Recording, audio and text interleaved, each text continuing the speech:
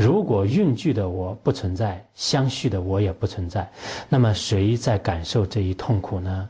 很多人认为一定要保护自己及亲友，不让其遭受痛苦，但用智慧来观察，所谓的我根本不存在，圣意中不存在，名言中也不存在，只不过名言中有一个假立的存在，但假立的并不等于真实的。所以我不存在的话，我所感受的痛苦怎么会存在呢？既无受苦者，诸苦无分别。既然没有真实的受苦者，自他的痛苦也就没有什么分别了。学集论中也讲过，我和他如同此岸和彼岸，是互相关待而安立的。